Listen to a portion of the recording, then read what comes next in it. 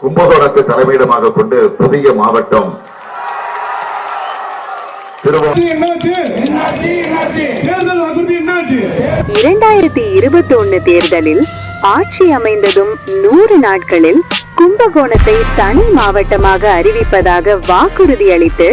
ஆட்சி காலம் முடியும் தருவாயிலும் மாவட்டமாக அறிவிக்காததை கண்டித்து தமிழக வெற்றி கழகம் தஞ்சை கிழக்கு மாவட்ட கழக செயலாளர் திரு வினோத் ரவி அவர்களின் தலைமையில் கும்பகோணம் காந்தி பார்க் அருகில் மாபெரும் கண்டன ஆர்ப்பாட்டம் நடைபெற்றது.